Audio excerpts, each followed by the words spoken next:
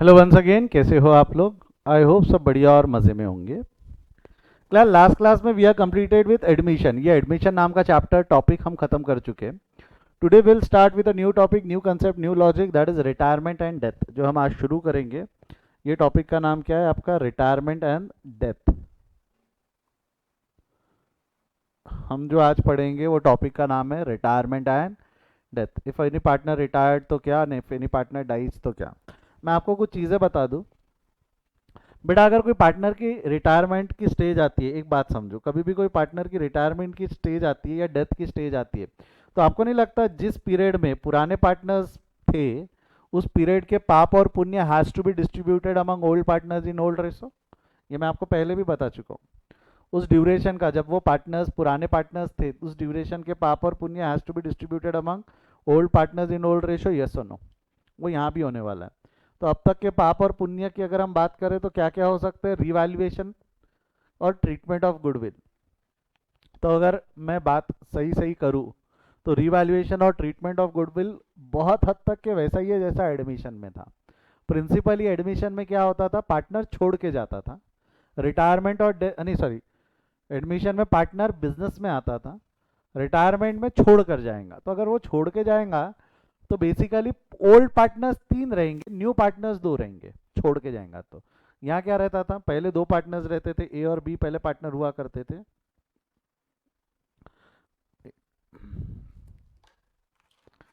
यहाँ क्या होता था? ए और बी पहले पार्टनर्स हुआ करते थे, ये ए और B.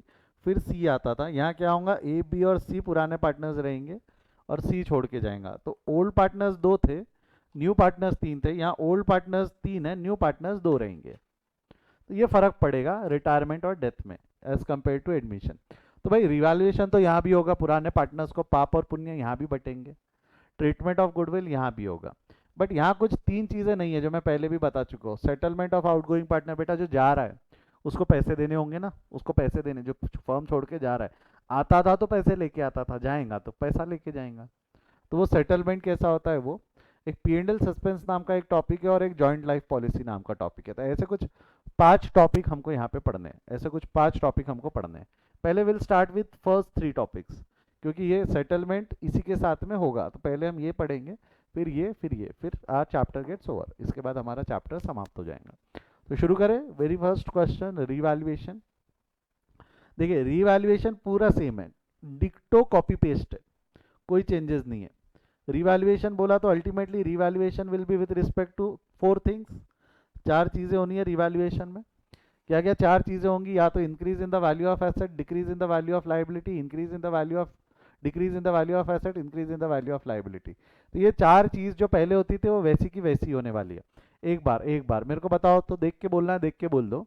Increase in the value of asset, asset को डेबिट बैलेंस से बढ़ाना है, एसेट बढ़ाएंगे, asset account debit to revaluation.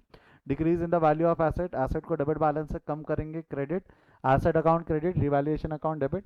Increase in the value of liability, liabilities को बढ़ाना है, लाइबिलिटीज को क्रेडिट बैलेंस रहता, लाइबिलिटीज को क्रेडिट बैलेंस रहता और बढ़ाना है तो लाइबिलिटीज को क्रेडिट, रिवाल्व account debit. Decrease in the value of liabilities, liabilities को क्रेडिट बैलेंस से कम करना है, खत्म करना है तो डेबिट।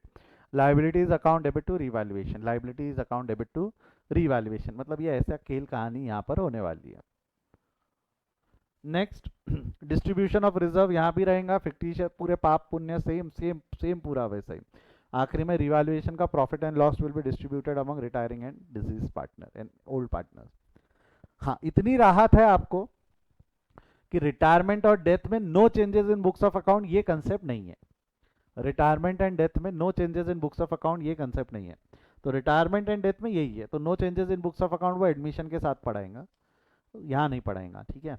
तो ये चार्ट दोबारा से लिखने की इच्छा है कि याद रहेगा? ये चार्ट दोबारा से जिनकी लिखने की इच्छा है उनको मैं स्क्रीनशॉट लेने का मौका दे देता हूँ कि भाई now changes in books of account in case of retirement and death. अगर आप चाहो तो ये इस चार्ट का स्क्रीनशॉट ले सकते हो। Revaluation of assets and liabilities same ही है, क्या बताना है उसमें अलग? Same will happen for reserve to be distributed, assets to be written off, fictitious assets to be written off in old partners capital account, and revaluation profit and loss to be distributed among the partners in old ratio. चलो एक question solve करके देखते हैं, थोड़ा सा confidence booster का काम करेगा वो question.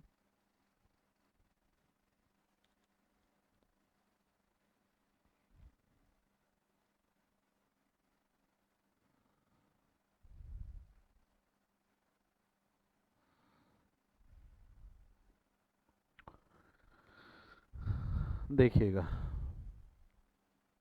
Problem number one.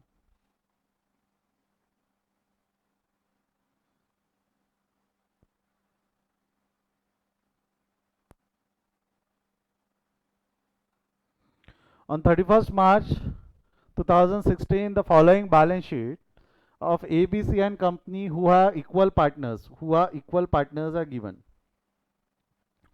Who are equal partners are given. Creditors है, जनरल रिजर्व है, A capital, B capital, C capital, cash in hand, cash at bank, investment, debtors, RDD, stock, furniture and fittings. On the date A decided to retire due to the ill health and following adjustments were agreed upon by the partners. मेरे को पता, अगर वो retire हो रहा है तो यहाँ पे पैसा आएगा या पैसा जाएगा? अगर वो रिटायर हुआ है तो पैसा आएगा या पैसा जाएगा? जवाब दो. Will the money be flown into the business or it will be outflown from the business? It will not be flown into the business. पैसा आएगा नहीं, पैसा जाएगा. पैसा आएगा नहीं, पैसा जाएगा. तो it will be outflown. Investment be appreciated by rupees 15,000. 15,000 से इन्वेस्टमेंट बढ़ानी है. प्रोविजन फॉर बैड डेट्स भी brought up to 5% on debtors. 5% पे बैड डेट्स की प्रोविजन है. Furniture to be depreciated, stock to be depreciated. A was paid. देखो, A was paid.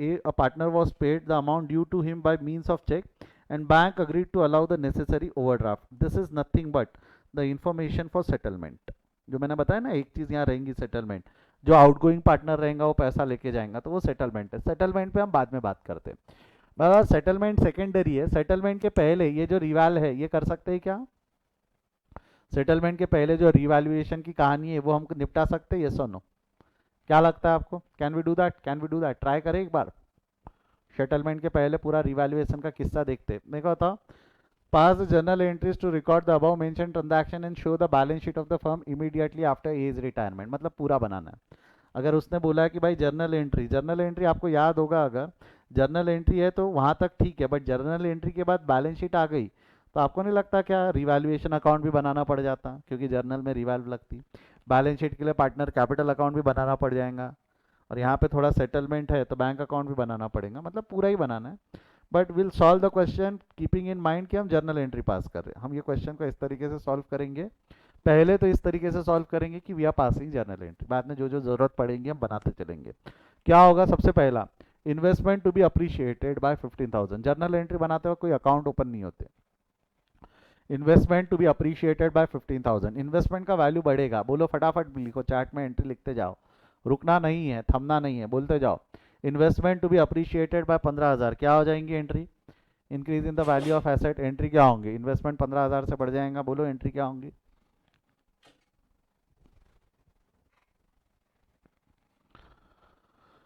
हाँ जी, investment account debit to revaluation. बहुत ही बढ़िया. Investment account debit to revaluation. Investment account debit to revaluation कितना हो जाएगा? 15,000. अगला साफ साफ दिया हुआ था.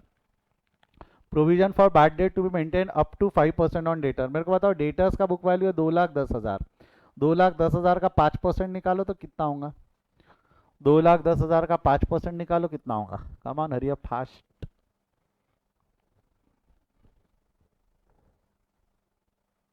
2,10,000 का 5% निकालो कितना होता है?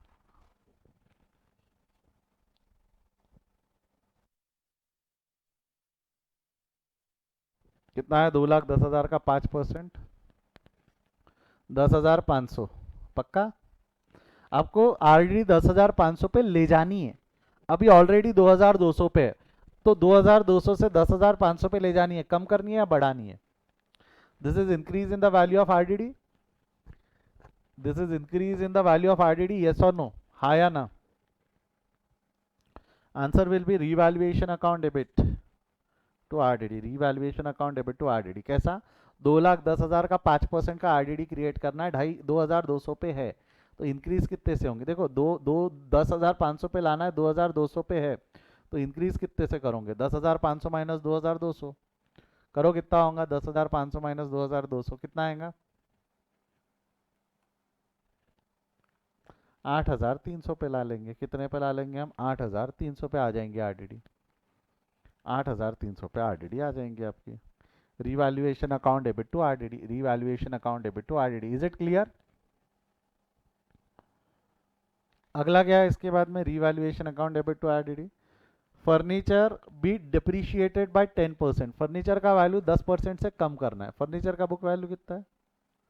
फर्नीचर एंड फिटिंग्स है 1,75,000, 10% से कम करना है। Decrease in the value of asset, decrease in the value of asset, बोलो क्या होगा decrease in the value of asset?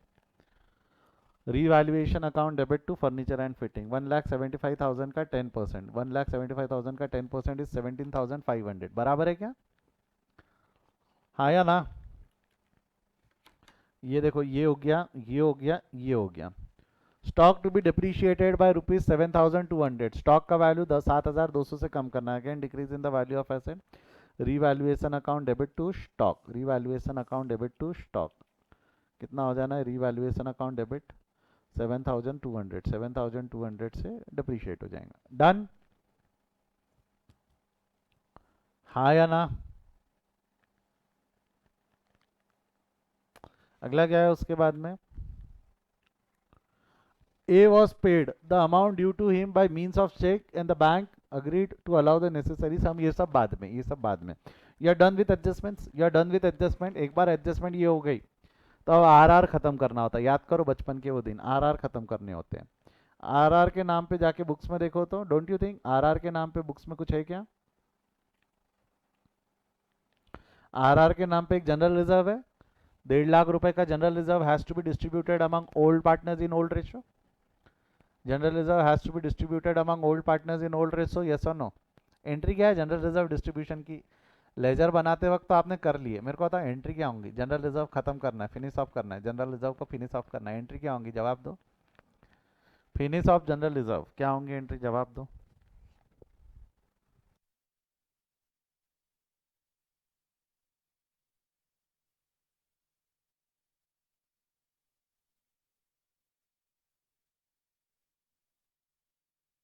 Entry होंगी general reserve account debit to old partners. मैं बताऊं ओल्ड पार्टनर्स कौन कौन है यहाँ पे? ए रिटायर हो गया तो ओल्ड पार्टनर बी और सी है कि ए बी सी तीनों है? देखो जनरल रिजर्व अकाउंट डेबिट तो हो जाएगा, जनरल रिजर्व अकाउंट तो डेबिट कर दोगे आप 1,50,000 से, इसमें कोई डाउट नहीं है।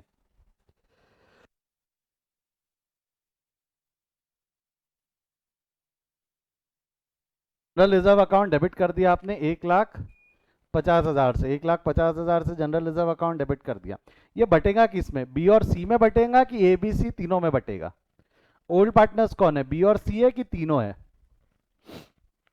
तीनों है बेटा, ये तीनों में बटेगा। मतलब to A to B to C and their profit sharing ratios were equal, their profit sharing ratios were equal, बांट दो इक्वल। 50,000 50,000 50,000, ठीक है? हाँ या ना? ये हो गया। अब क्या एक आर और बचा हुआ है, एक आर और बचा हुआ है। कौन सा आर बचा हुआ है? रिवैल्यूएशन। तो पट्टी सी रिवैल का अकाउंट बना लो, रिवैल्यूएशन अकाउंट। ये रहा revaluation account. Revaluation account credit हो गया 15,000 से, 15,000 से क्रेडिट। अधिक जानकारी के लिए लिख दोगे बाय इन्वेस्टमेंट्स। 15,000 से क्रेडिट, अधिक जानकारी के लिए क्या लिख दोगे? बाय इन्वेस्टमेंट्स, यस और नो? फिर रिवैल्यूएशन अकाउंट डेबिट हो गया 8,300, अधिक जानकारी के लिए लिख देंगे आरडीडी। फिर रिवैल्यूएशन अकाउंट डेबिट हो गया 17,500, अधिक जानकारी के लिए लिख देंगे फर्नीचर एंड फिटिंग्स।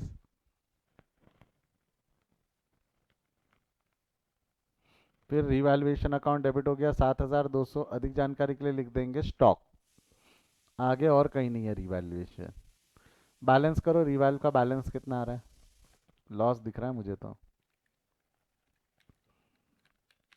करिएगा फटाफट करिए, थोड़ा फास्ट करिए। 17,500 प्लस 7,200 प्लस 8,300 माइनस 15,000 कितना आ रहा है? कितना आ रहा है बेटा बैलेंस?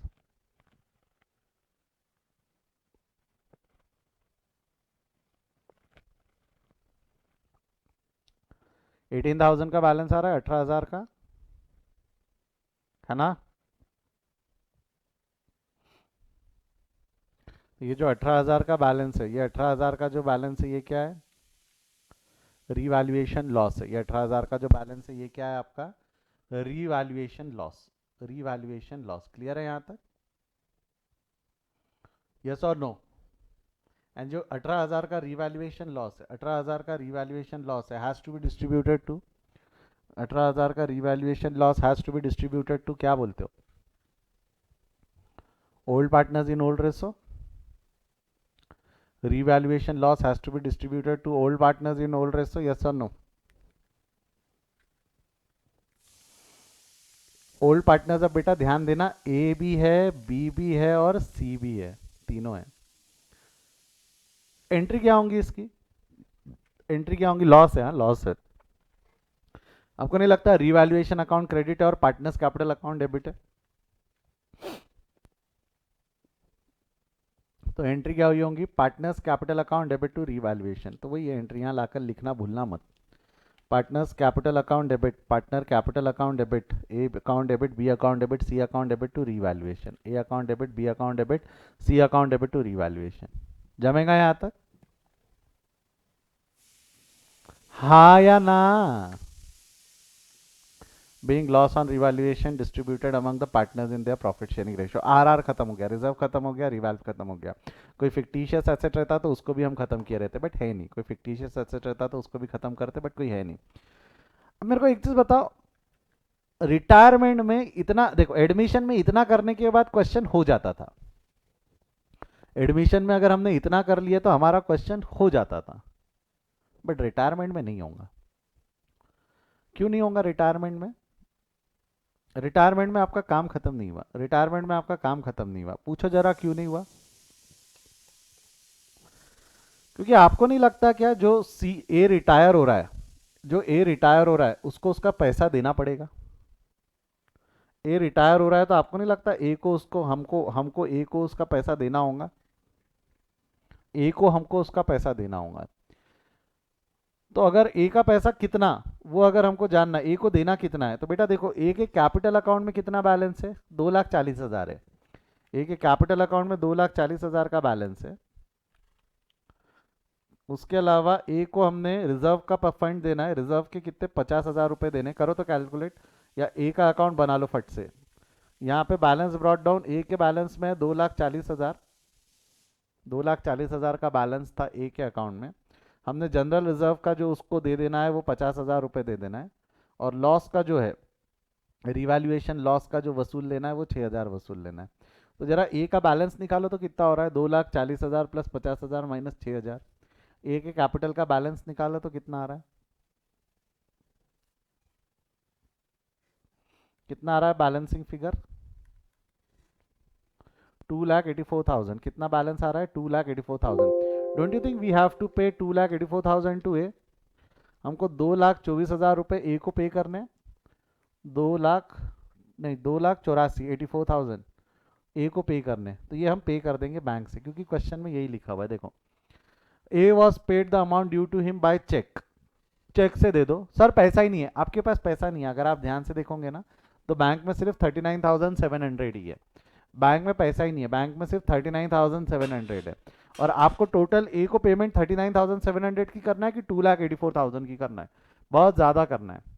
तो यहाँ दिया हुआ है, A was paid the amount due him by cheque and the bank agreed to allow the necessary overdraft. कोई बात नहीं, चेक क्लियर हो जाएगा, तू चेक दे दे, बैंक से बात हो गई है, चेक बैंक ओवरड्राफ्ट देने को तैयार है, बैंक ओवरड्राफ्ट देने को तैयार है, तो तू निश्चिंत होकर चेक इशू कर दे, निश्चिंत होकर चेक इशू कर दे। बैंक से ओवरड्राफ्ट फैसिलिटी अवेलेबल करवा दी जाएंगी, बैंक से ओवरड्राफ्ट फैसिलिटी अवेलेबल करवा दी जाएंगी। तो आपने पूरा पैसा चेक से पे कर दिया। बट कई इंस्टेंसेस में, कई एग्जाम्पल में, अगर आपके पास अवेलेबल फंड्स नहीं है, आपके पास एडिक्वेट फंड्स नहीं है, तो ऐसे टाइम पे ये वाला जो पार्टनर्स का, रिटायरिंग पार्टनर या डिजीज पार्टनर का बैलेंस निकल के आता है, वो हम उसके लोन अकाउंट में ट्रांसफर कर देते। करंट में कर पाओगे क्या ट्रांसफर, एक एक करंट अकाउंट में ट्रांसफर कर पाओगे क्या आप, एक एक करंट अकाउंट में ट्रांसफर कर पाओगे क्या, नहीं, क्योंकि करंट अकाउंट ओनर का रहता है, he is no longer owner in the organisation. क्या मैं ए के कैपिटल अकाउंट में रहने दे सकूंगा क्या? ए के कैपिटल अकाउंट में भी नहीं रहने दे सकते, क्योंकि वो पार्टनर भी नहीं रहा। वो पार्टनर नहीं रहा तो कैपिटल में भी नहीं जा सकता, वो पार्टनर नहीं रहा तो वो बैलेंस करंट में भी नहीं जा सकता, वो पार्टनर नहीं रहा तो वो बैलेंस कैपिटल में भी नहीं जा सकता, वो पार्टनर नहीं रहा तो बैलेंस करंट में भी नहीं जा सकता। तो आप लोगों को क्या करना है, आप लोगों को पे कर देना, अगर पैसा है तो, नहीं है तो लोन अकाउंट में ट्रांसफर कर देना है। मेरे को बताओ, इसकी एक एंट्री पास होंगी क्या? एंट्री पास होंगी, जवाब दो। इसकी एक एंट्री पास होंगी क्या? एंट्री पास होंगी, जवाब दो। अगर मैं पे करूंगा तो एक एंट्री पास होंगी, जवाब दो ना, क्या एंट्री पास होंगी? आपको नहीं लगता ए कैपिटल अकाउंट डेबिट हो गया, ए कैपिटल अकाउंट डेबिट हो गया, A's capital account debit to bank, A's capital account debit to bank, A का कैपिटल अकाउंट डेबिट कितने से हो गया? 2,84,000। ए का कैपिटल अकाउंट डेबिट हो गया 2,84,000 तो बैंक अकाउंट क्रेडिट हो गया 2,84,000। क्लियर है क्या? अब आपका आंसर आ गया। ये वाली एंट्री है सेटलमेंट की, जो नहीं है, जो मैंने आपको बताया था अभी, हमने जो डिस्कशन शुरू किया था जिसके अंदर मैं बोला था पूरा केस सेम है, पूरा केस सेम रहता है। रिटायरमेंट डेथ में बहुत सारी चीज़ें सेम है, ये सेटलमेंट एक अलग है। तो अभी हमने देखा कि सेटलमेंट कैसे होता है। सेटलमेंट इन चेक देखा है, सेटलमेंट बाय चेक देखा है, सेटलमेंट बाय लोन भी आएगा आगे, वो भी हम देखेंगे। एग्जीक्यूटर्स अकाउंट डेथ के टाइम पे होता है, देखेंगे, पढ़ेंगे हम सेटलमेंट में। कुछ एक दो चीज़ें हमको समझनी है, ध्यान रखनी है। जर्नल एंट्री, अगर सिर्फ जर्नल जर्नल एंट्री बोला रहता तो एक रिवैल्यूएशन अकाउंट में और एक पार्टनर के ए, वो भी सबके नहीं, जो मरा है या गया है उसके अकाउंट से काम हो जाता, सिर्फ जर्नल पूछा है तो। यहाँ इन्होंने सिर्फ जर्नल जर्नल नहीं पूछा है, यहाँ पे नई बैलेंस शीट भी पूछी है। कैसी बनेगी, क्या बनेगी, मैं बताऊंगा। बट आपको ये समझा क्या सिर्फ जर्नल जर्नल कैसे बनती है, यस और नो? बेटा ये समझा क्या सिर्फ जर्नल जर्नल कैसे बनती है, हाँ या ना में जवाब दो। Are we through with this कि सिर्फ जर्नल जर्नल कैसे बनती है? पक्का श्योर? अब देखते हैं, हमको बैलेंस शीट बनानी है। बैलेंस शीट बनाने का तरीका बताया था, याद है क्या आपको? बैलेंस शीट बनाने का तरीका बताया था, याद है क्या आपको? हाँ या ना में जवाब दो। Do you guys remember how to prepare a balance sheet? मैंने क्या बोला था, बैलेंस शीट बनाना है तो एसेट साइड पकड़ो। क्या पकड़ो? एसेट साइड से पकड़ो और शुरू करो, एसेट साइड से पकड़ो और शुरू करो। सबसे पहला आइटम है cash in hand. Cash in hand है, ठीक है, कैश इन हैंड ढूंढो। तो यहाँ कैश है क्या कहीं? पूरे ट्रांजैक्शन में कहीं भी कैश नहीं है, तो कैश इन हैंड वैसा का वैसा लाकर लिख दूं, चलेगा क्या? कैश इन हैंड वैसा का वैसा लाकर लिख दूं तो चलेगा, हाँ या ना? अगला अकाउंट है कैश एट बैंक। बेटा बैंक का अकाउंट अलग ओपन कर लेना, बैंक का अकाउंट अलग ओपन कर लेना, क्योंकि बैंक के अकाउंट से हमने सेटल किया है। तो बैंक का अकाउंट हमने अलग से ओपन कर दिया। Balance brought down 39,700, balance brought down 39,700। Clear है यहाँ तक? बैंक का account will be open separately. Investments कितना? Investments 50,000, investments 50,000। लाओ बैलेंस शीट में लिख दो इन्वेस्टमेंट 50,000। इन्वेस्टमेंट में कुछ चेंजेस है शायद, ढूंढो तो इन्वेस्टमेंट में। ये देखो इन्वेस्टमेंट डेबिट हो गया 15,000 से, तो डेबिट में डेबिट क्या हो जाएगा, ऐड हो जाएगा इन्वेस्टमेंट। डेबिट में डेबिट 15,000 से इन्वेस्टमेंट ऐड हो जाएगा, तो टोटल इन्वेस्टमेंट्स ऐड होके 15,000 ऐड होके 65,000। क्लियर है यहाँ तक? हाँ या ना? अगला क्या हो जाएगा, अगला क्या हो जाएगा, इन्वेस्टमेंट्स के बाद अगला क्या हो जाएगा, provision for bad and doubtful debt to be brought up to 5% on debtors. 5% का बैड एंड डाउटफुल डेट नहीं, सॉरी सॉरी सॉरी, इन्वेस्टमेंट के बाद है अगला डेटर्स। डेटर्स आरडीडी, और आरडीडी में चेंज है तो एक काम करो, डेटर्स लिख लो 2,10,000।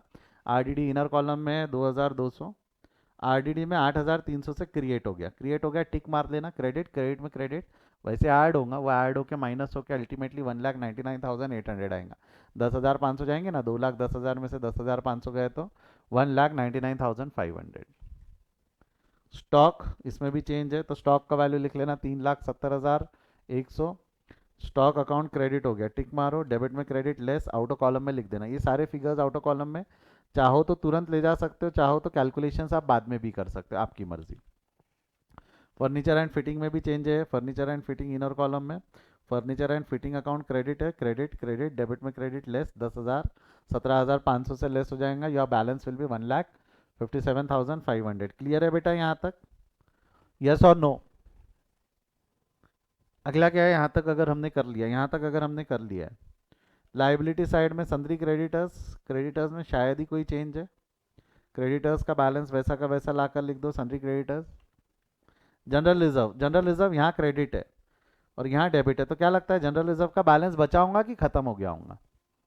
क्रेडिट डेबिट बैलेंस खत्म हो गया होगा ना, बनाते नहीं थे हम जनरल रिजर्व, क्या लिखना बोले, वो माइनस हो जाएगा, खत्म हो जाएगा, इसलिए हमने बनाया नहीं था। चलेगा ना जनरल रिजर्व? यस और नो? जनरल रिजर्व हो गया। जनरल रिजर्व के बाद अगला आइटम क्या है? कैपिटल है, और कैपिटल अकाउंट में बहुत चेंजेस होते हैं, तो मैंने एडवाइस किया था कैपिटल अकाउंट ओपन कर लेना। कैपिटल अकाउंट में चेंजेस ज़्यादा होते हैं, तो एडवाइजेबल क्या होता है कि we are going to open capital account separately, we are going to open capital account separately, ठीक है? तो हम कैपिटल अकाउंट अलग से ओपन करेंगे, कैपिटल अकाउंट यहाँ हम अलग से ओपन करेंगे। कर दूँ ओपन? कैपिटल अकाउंट अलग से ओपन करेंगे तो कर दूँ ओपन, यस और नो?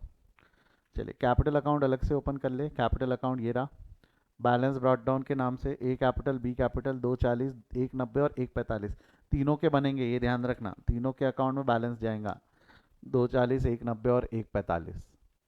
अब ढूंढो कैपिटल, ढूंढो, एक पहले में नहीं है, दूसरे में नहीं है, तीसरे में नहीं है, चौथे में नहीं है, पांचवे में है।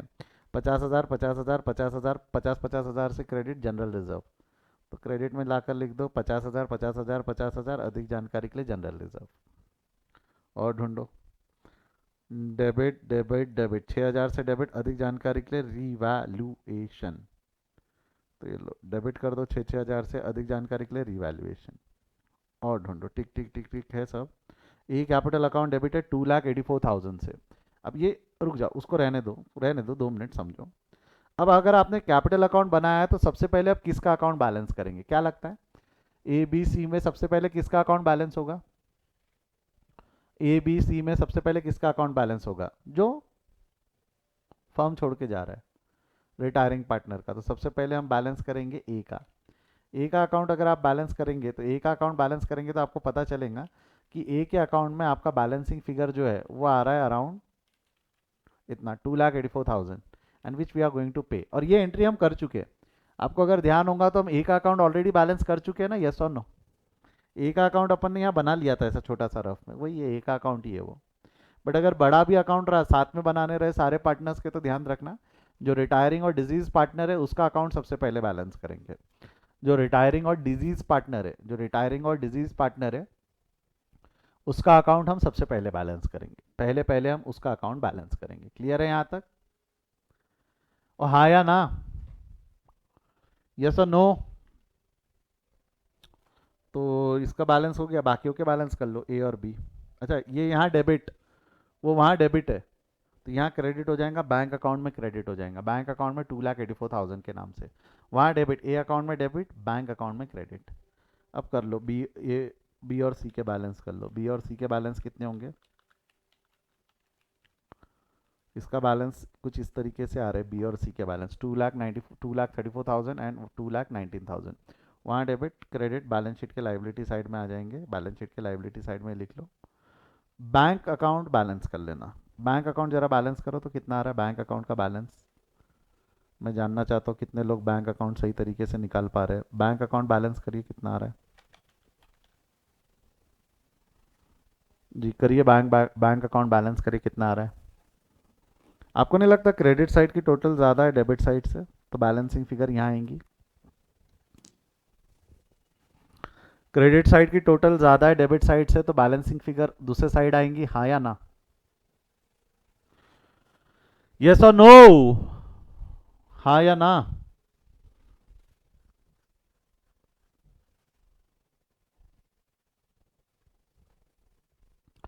और ये balancing figure this is called as bank overdraft, ये बैलेंसिंग फिगर जो है ये ओवरड्राफ्ट है क्योंकि ओवर विड्रॉन है। वहां डेबिट, बैंक में डेबिट, ओवरड्राफ्ट बैलेंस शीट के लाइबिलिटी साइड में आएगा।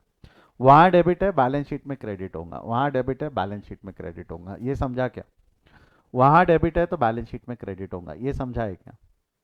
जो ये जो लाइन लिखी थी ना, ये लाइन का मतलब क्या है? The bank agreed to allow the necessary overdraft, bank agreed to allow necessary overdraft, अच्छा ओवरड्राफ्ट देने को बैंक तैयार थी। This is overdraft which bank had allowed you, which bank had allowed you. I hope you got that, I hope you got that, yes और no, हाँ या ना, हो गया। बैलेंस शीट की टोटल निकाल लो, will get your answer. Balance sheet की टोटल निकाल लोगे तो मैच हो जाएंगी। 7,86,700, 7,86,700, that's it.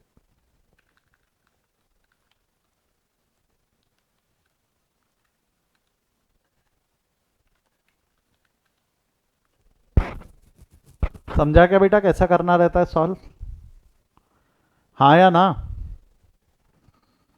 Do you guys got that? छाप लो, जर्नल एंट्री आप सबके सामने है, छाप लो। कोई डाउट है तो पूछ लेना।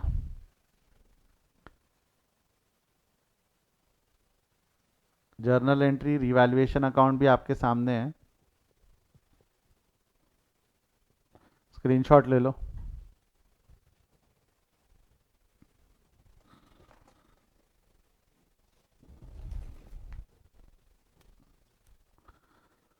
ये लिख लो, general reserve and settlement of partners capital account. General reserve का डिस्ट्रीब्यूशन, रिवैल्यूएशन का डिस्ट्रीब्यूशन और settlement of partners capital account. Screenshot ले लिया इसका? ये ले लो फिर, revaluation account, partners capital account आप सबके सामने, रिवैल्यूएशन अकाउंट और पार्टनर कैपिटल अकाउंट आप सबके सामने।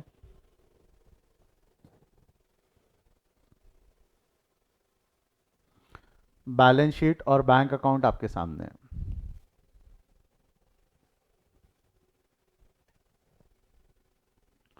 डन। अब जरा 2 मिनट सुनना, सुनना 2 मिनट। क्लास आज जो हमने देखा, अभी क्या देखा हमने, क्या क्या देखा कि भाई अगर पार्ट रिवैल्यूएशन कैसे होता है और सेटलमेंट, सेटलमेंट का इंट्रोडक्शन देखा। सेटलमेंट में और भी बहुत सारी चीजें हैं, पॉसिबिलिटी आप देखेंगे। एक बच गया ट्रीटमेंट ऑफ गुडविल, जो बहुत हद तक सेम भी है, but I discuss that in next class. मेरे को गुडविल के लिए ना आपको थोड़ा फ्रेश माइंड चाहिए रहता है, बहुत सारी चीज़ें डिस्कस करता ना मैं गुडविल में। सर आप बहुत दिमाग खराब करते गुडविल, हाँ करता, मालूम है मेरे को, आदत है। लॉजिक समझे तो मजा आए। तो treatment of goodwill will start in the next class. आज हमने जो देखा है रिवैल्यूएशन और सेटलमेंट का मीनिंग समझा है, बहुत ज़्यादा डिटेल में गए भी नहीं है। रिवैल तो बहुत डिटेल में हम पहले जा चुके हैं, सेटलमेंट हम बहुत डिटेल में गए नहीं है, बट आई होप आपको समझा है आज हमने क्या किया है। रिटायरमेंट और डेथ का एक थोड़ा सा आइडिया आ गया। रिटायरमेंट में फर्म छोड़ के गया, डेथ में भी फर्म ही छोड़ के जाएंगे, ऐसी चूंगा, डोंट वरी, डेथ में भी ऐसी होता है।